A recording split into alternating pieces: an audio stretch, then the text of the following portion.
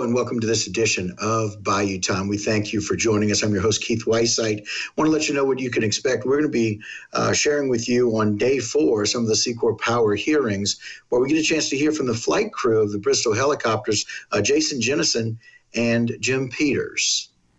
We did receive several videos from that night from the company.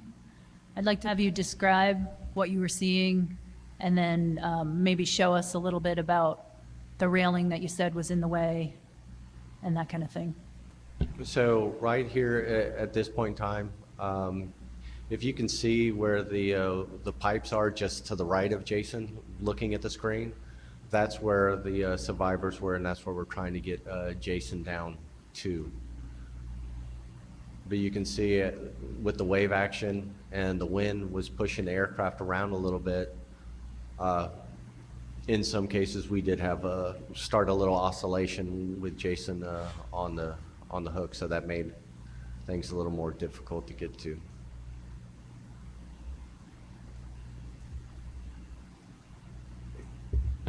If you look at the wind direction there, you notice it's coming directly down the superstructure from top of the screen to bottom of the screen. That allowed our pilot, he had to hover directly forward of that, which gave him very few hover references. That's why, essentially right now, Jim is flying the helicopter by his voice. Easy forward and right, easy forward and right, forward 5. He's trying to con the helicopter, move the helicopter to get me to that spot where those black pipes meet the railing.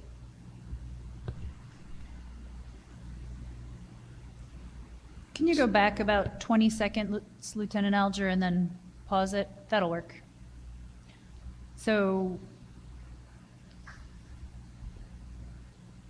on the left side of the screen, is that the bottom of the vessel? On the left side of the screen, correct. Okay. And then in the middle, you see kind of a shinier black section. Yep. It's got some white markings on it. Is that the side of the boat? Correct.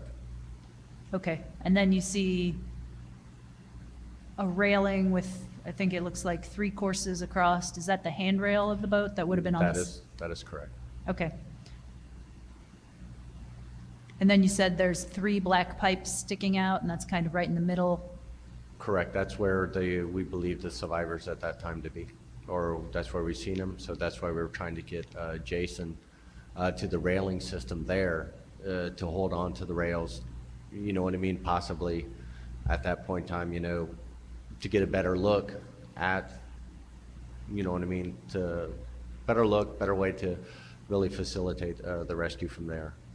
But it's kind of like what Jason said, the pilots at this point in time were hovering about, 80 feet, and the winds are strong. You can see it pushing the aircraft around and also pushing Jason around on the hoist itself, correct, where he's swinging back and forth.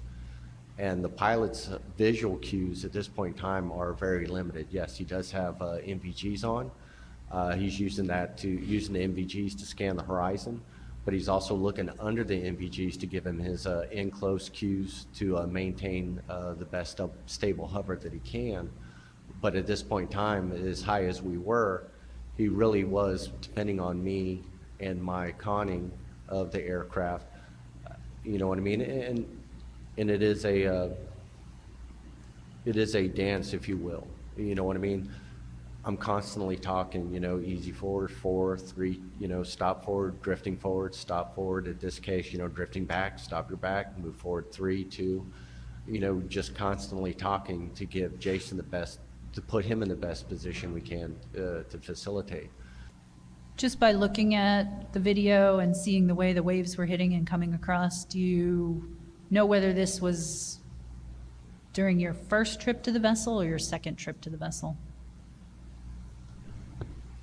I can't recall exactly which one it is. I want to say it might be the beginning of our initial one, just for the fact that, we are aiming for the vessel itself.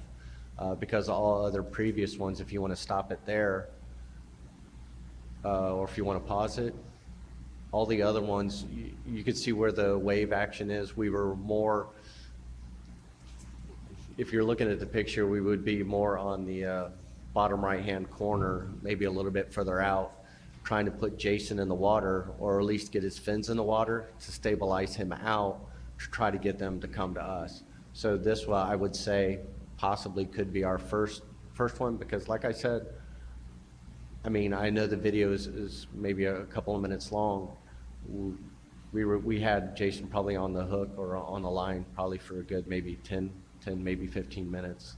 Just, you know what I mean, during this evolution, trying to get him there. Also, this video here really represents how initially on our first approach, our first attempt, before we went back and got fuel, the wind was moving right down the vessel, because in that video there's no eddy, there's no whirlpool where the structure meets the ocean. And on our second attempt, there was a large eddy right there because the wind had moved over. But this video very well shows where one survivor was, and really maybe 10 yards off where that small swirl is in the bottom of the right-hand screen, right above the 9 right now. That's where we were trying to put me in the water to have them jump to me, where they could all see me, and it was close enough that we could react in that split second before they were washed out. And again, we thank you for joining us as we were sharing with you some of the updates from those Seacor Power hearings on day 4. And we thank you for always joining us here on Bayou Time. So don't go anywhere. Local programming coming up next.